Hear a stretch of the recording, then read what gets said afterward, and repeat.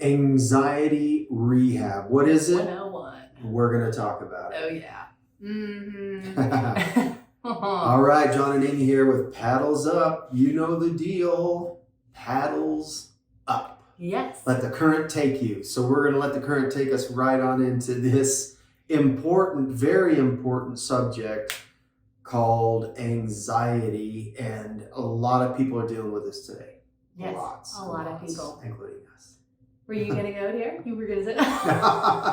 No, were you, well, you were talking about yesterday how we've had, guys, listen, we've gone through a lot of anxiety. I used to have panic attacks before I really, before Christ, it was like I would go into these, and it was chemically induced, but also not knowing where I was heading in life. And when you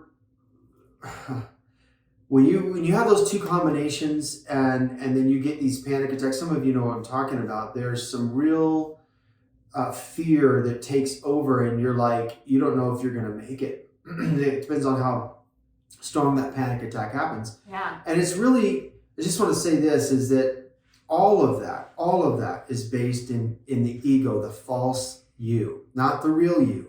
The real you is spirit. And so when it's based in ego, we're going to have some trauma. Yeah. So, anyway. What? Well, yeah, we're going to have some trauma. Well, even John, he shared about how, even when he was young, he struggled with anxiety getting up public speaking. So there's those kind of anxieties. But what, we really want to talk about today? Well, I wanted to talk about that. We'll talk about that too. Go ahead. No, we can talk about it all. It just came to me. Just, you know how it is. When something bubbles up, you need to share it. Yes. Anyway.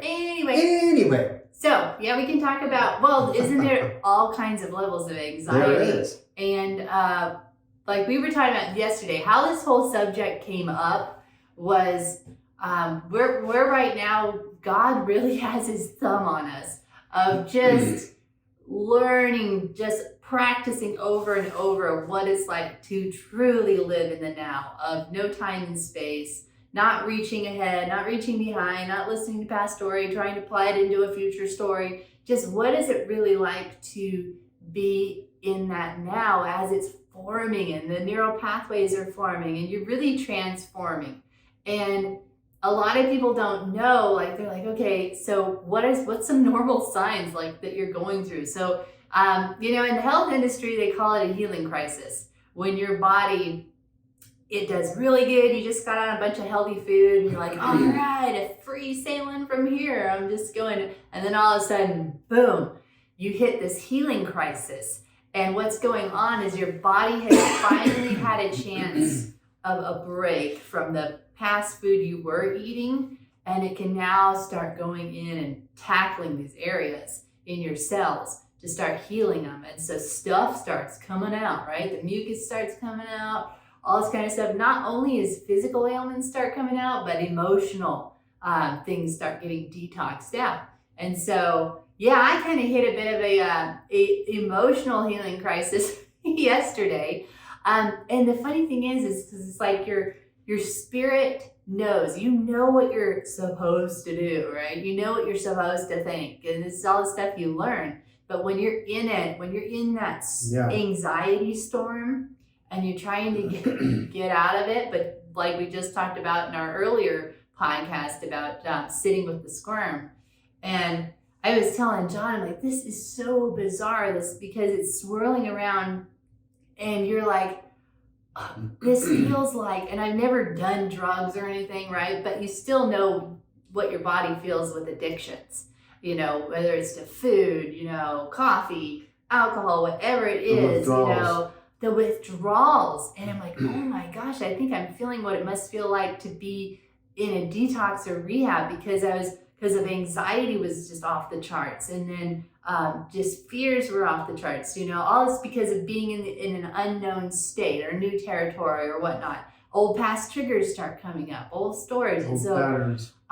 and because you're trying to practice a new way of living, you're merging into a higher level of frequency. Yeah. And so Everyone is right now. Yeah, everyone in the earth. This is a whole ascension thing as a whole in the earth that's going on. That's why the dismantling. So with the whole detox thing, the withdrawals of anxiety, withdrawals of self-pity, withdrawals of just anything your body is chemically wanting to do with depression, freaking out, fear, whatever it is, it's coming up and out. Yeah, the cold sweats and everything.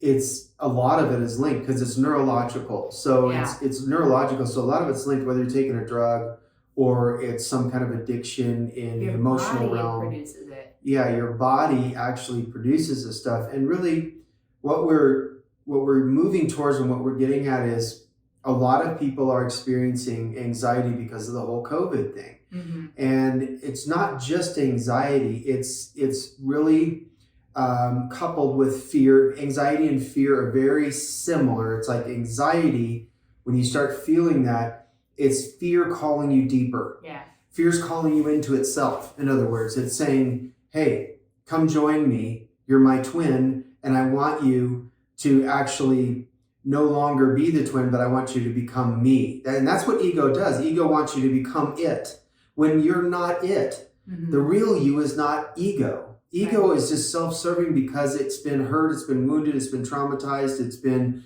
neglected, abandoned, and abused, and all the rest, right? So ego wants to serve itself by saying, I need what I need, and I want what I want, and I want it now. And your spirit is like, I'm in oneness with God. So we're going to side with God. Mm-hmm. And this is the war, you guys. This is the war. But when it starts coming up, because it's a pattern in the past, because of some trauma. Yeah, or security. It's security, safety, all of those things. Then this is the time not to resist, but it's the time to sit with. Sitting with the squirm. Go listen to that podcast if you haven't.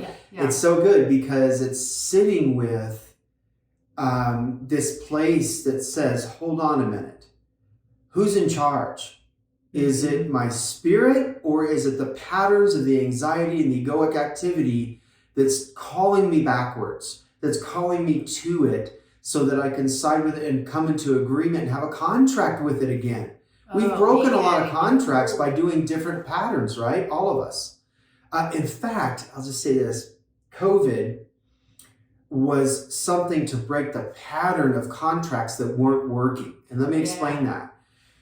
When we went into COVID, a lot of people in the church world and a lot of people in the community and just humanity was like, wait a minute. They wouldn't say this out loud. Okay, some would, some wouldn't. Some weren't conscious to this.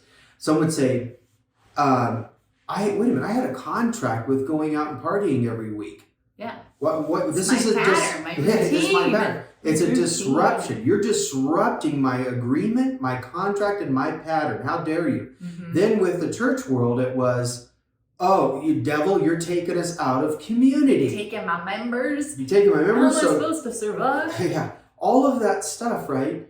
And really, if you look at this from a higher view, you look and see, wait a minute, millions and millions and millions of people praying this thing away, and it never left, okay? And people can make all the excuses in the world, say, well, it takes time to unseat this big thing that's going around called COVID, and we got to keep warring, we got to keep praying, we got to keep blasting this thing because it takes time, right? As if the devil's that big, or darkness or dark entities are that big to say this arm wrestling contest between God. No, I don't think that was it at all. What I believe is this was allowed to happen to get us to sit with the squirm and to see what we were actually... What's going to come up. What was going to come up and what we were idolizing, what we were putting too much stock into, what we were anchoring in, what we were putting all of our attention on. And it's not that some of these things were bad. Like going out with your friends on the weekend to whatever degree, that's between you and whoever, you and God, right? Community is not a bad thing, but when it becomes ritualistic and idolistic and it's not working anymore, and addictive, right? Addictive, then something comes in on a global level to raise the consciousness. This is the point, you guys. To raise the consciousness level, because institutions are crumbling. Mm-hmm. Institutions, not the spirit. That's totally different. Remember, institutions at every level, governmental, religion, educational, all these things are businesses are coming down in order for the consciousness level to rise up, to bring us to a new place, a different place that screams effortless provision and effortless existence in every realm. Mm-hmm. Yeah, that's heart-centered. That I think Heart-centered. is the cry. And where we're going in the world is, as we're ascending and the world's maturing and we're maturing in it, you can't help, as the consciousness becomes more aware, it's the awareness of a heart-centered way. And so that's why these things aren't allowed to stay any longer. Even just with our unconscious way we've lived life, with the addictions, things we're addicted to, it's so easy to write off, oh, I don't have any addictions. I don't drink. I don't party. I don't do this. But are we workaholics? Are we addicted to relationships? Are we addicted to food? Are we addicted to trauma? There's Self-pity. all these things that we are hooked into to give us stability, and we don't even realize because it's subconscious, it's a habit, it's a routine. And so when something like COVID happens, which trickles down into you lose your job, which trickles into, oh my gosh, I was a workaholic. Now what do I do? My whole identity was in that. I'm not getting the praise I got. I can't run from my problems anymore with my workaholism. Wow. Okay. I am squirming like crazy. I'm reaching for all these things, and there's nothing. It's like paddling. So now you're in the water, right? You're like paddling upstream. And that's when God goes, hey, I'm right here. You can float. Just relax.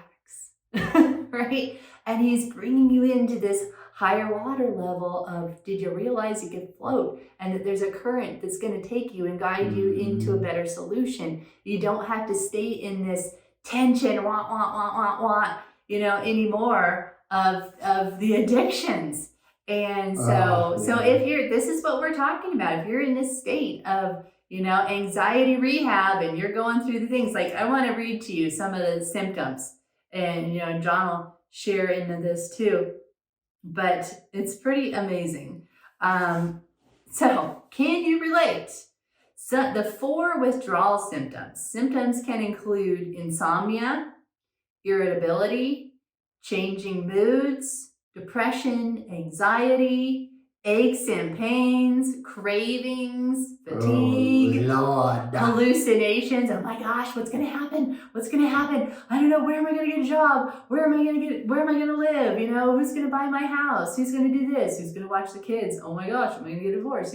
All these hallucinations, and then nausea, and then you just flatline out and go back into insomnia, or you can't sleep, or depression, and eat the bag of Cheetos, start spiraling, watch another binge movie. Right. What's the purpose in it all? I know. We are so addicted to ego. It's not even funny. Yeah. Ego cries out and says, eat another bag of chips. Go to Costco and have another weenie. Oh man. Go and have another piece of pizza. So you can beat yourself up afterwards and just spiral down further. Exactly. Then you come out and you feel horrible because you're burping up all that sausage. And then you're like, your spouse is going nasty. Have another mint pal. And then you're like in another spiral because then you feel horrible about yourself with your bald spot and all. And then you're like sitting there with an extra 3 inches on your waist going, forget it. I'm a loser. Right. I'm not going to do this anymore. So I need another pizza. Give me another pizza. And then we wind up the most obese nation on the planet because we're miserable, and we have it all. America has it all, still has it all, regardless of what you far extremists say that we're losing it all. No, we go to another country and you'll find out how much we have. Go to Hawaii, as a matter of fact, and go to some of the neighborhoods and you'll find out how much you have. And it's just like, it's perspective. Mhm. And it's the addictive qualities of those things where we want what we want and we want it now. Yeah. But the higher consciousness, the higher Christ consciousness, the higher way of looking at this is, wait a minute, why am I on this planet? Not to eat pizza till I have a heart attack and die and make my family miserable because I wasted my life.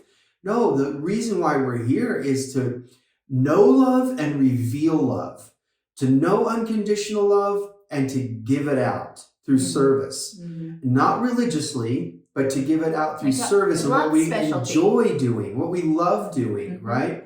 And you might be sitting there thinking, yeah, that's wonderful, but I've got 6 kids and I've got to work 2 jobs. I'm a single parent and I can't do what I want to do. I can't love what I want to love. I can't live the way I want to live. So I have to eat a pizza, brother, to get through the next day because I have these screaming kids in my face and it's relief to me. Well, if that's you, then you need this message more than anyone, right? Yeah. Because truth is truth. And when you sit with yourself aside, push the pizza away for a minute, sit with yourself, you're going to discover that it's not punishment. And you need to hear this. It's not punishment for you to sit there and not have the pizza for a little bit. It's for your own good to sit there and go, God will say, wait a minute, do you want something higher? Well, of course, we're all going to say, I want something higher.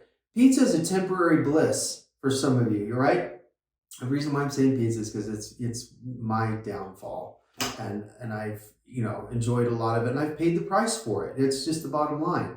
And I want to be in terrific shape. And then I go and have a piece of pizza, or whatever. We all do it. Yeah. The point is... But we make better choices now. But we make better choices. I'm just giving this as an example. There's ways. That some of you are sitting there going, I need relief. You're going to, for the temporary pushing away of that addictive thing, you're going to find long-term relief. Isn't that what you want? Isn't that what we all want? Long-term relief, not the short-term fix. The short-term fix is, let me go do my addiction for a minute. And then you wind up right back where you wind up with yourself. You're going to take yourself everywhere you go. And shame yourself even more, right? So it's like, not only do you have a quick satisfaction, but then you're back to the addiction of beating yourself up. Exactly. And shaming yourself, which makes you want to go get another thing. So it's just this ping pong of beating you up. It's just crazy until you're willing to go through the whole anxiety rehab and actually sit with this thing and let God take a minute with you and show you what's really going on underneath all that stuff. And I think a lot of times we don't want to go there is because we're afraid we're going to hear ourselves just shaming us even more. And so we just keep running away from that. Part of that and part of it is, I just want to feel good now. Yeah. So I'm going to go back to the addiction, whatever that may be. Yeah, it could be shopping or just sitting with your thoughts, letting your thoughts go crazy, right? That's an addiction. It could be a million different things. What is it for you? That's the question. And what does this look like practically? Yeah. So practically what we do is we get up in the morning, anytime between 4 and 5 a.m. p.m. 4 and 5 a.m. We'll come out into the living room. We'll sit in the recliners and we'll just sit there and we'll receive. We're not trying to force anything or effort anything. We'll just sit and receive listen. And present ourselves. And then we may play some nice soft music. We may not. Most of the time we do both. We'll just sit in silence and then we'll listen to music. But we just sit there and receive. And we will silence that sucker this morning. Okay, for example. This is a good example for some of you, hopefully. I'm sitting there receiving, and you know how you're a little tired, you may be exhausted because you work a lot. And so it's going to be exceptionally hard for you sometimes, but when you cultivate this, it'll get easier. Yeah. Try to go to bed a little bit earlier. But when I was sitting there and when my mind would go to the past or the future, these are the only two places it's going to go when you're not in the now. It's going to go to the past or it's going to go to the future for a better hope for tomorrow. And when it was going that way, I said, hold on. And I pictured it as me as a toddler, like around 1.5 years old or 2 years old. And my ego was the toddler. And then I was the adult. My spirit was the adult. And I was picturing this. Well, what do you do with a toddler, moms, dads? What do you do with a toddler when they run off? And you have to do this frequently at the store or wherever you're at. They go running off every 2 seconds. So what do? You reel them in. You go up and you say, oh, this way, buddy. Come on, this way, come on. And then sometimes you have to run and grab them if they're running out in the street to rescue them, like, that knee-jerk reaction kind of thing. The point is, I was picturing my mind and my thoughts as the toddler running off. I would have to go grab it. Come on, little Johnny, come back here. Come on, come on, come on. Stay in the present. Stay in the now. And the more you practice that, the more that child in you, the egoic thought process, is going to be harnessed like a wild horse. And it's going to be trained. And it's going to learn, just like a toddler would growing up. They eventually learn. Sometimes when they go a little deep in thought or they go a little deep into that street, it may be a knee-jerk thing to bring them back, right? Sometimes you have to do that when you go deep in thought. So I was doing that this morning, and the point is that when you're aware of it, that is golden. That is priceless. When you're aware that this is happening, you're sitting back as the observer and you're watching little Johnny run off, and then you're watching little Johnny or Susie or Billy Bob or Cindy or Shaniqua run off, and you go and grab and come on. Now, you don't sit there and beat the little toddler, right? Yeah, and shame them. And shame the toddler some more. You don't kill it. You reel him in gently. Come on now. And that's loving. See, that's loving your ego to the point of submission, okay? Or training in maturity. That's not telling your ego, I'm going to kill you, like some people say a lot, like, we got to kill the ego. No, then you'd be killing yourself. Yeah. Now, the ego serves its purpose when it is harnessed and trained and developed. Mm-hmm. Right? Because we want to serve ourselves in a healthy way. You want to go work out. You want to go and have fun. You want to take care of your body. Yeah. Right? That's serving self in a healthy way. Yeah. Yeah. It's just balance. And then for me, when I was soaking, it's amazing, right? We've talked about this in the past about meditation and soaking and how it's like you got to break through the first barrier of your mind chatter like a rocket, and then you hit past that, and then you hit up into the no gravity zone out in space, and it's just like, bliss. And if you stay with it long enough, right, and just keep allowing God to just keep removing things, and kept showing me I was just nestled in him like inside of a cocoon, and just allowing his love and his grace. Again, it's kind of like the nacre pearl thing we talked about on our last podcast. But, you just go into receive mode, and he's just like, see, isn't it so much better when you just receive?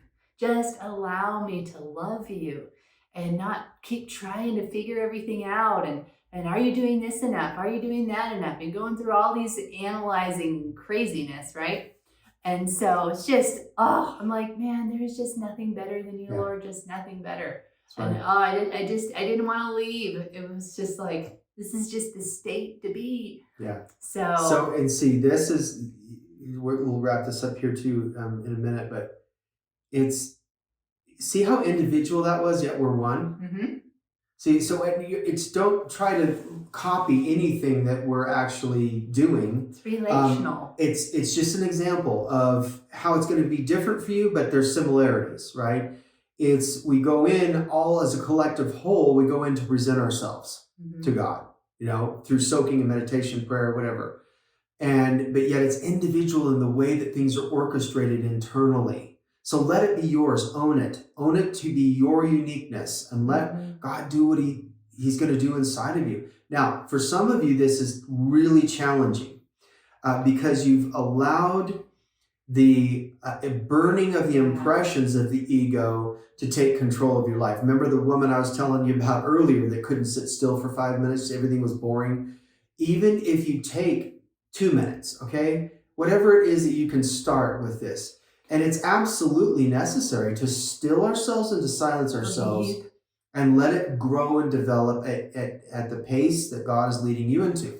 It's important for you to know that. Yeah. Because you're not comparing, we're not competing here. This is all individual, but it's all necessary in order for the Spirit to actually lead our lives. This is how the current takes us. This is how God leads us. This is how the Spirit waxes strong inside of us so that the ego is put in the back seat, so to speak, and you're the driver. You, the real you, the authentic, genuine you, the Spirit you is the driver.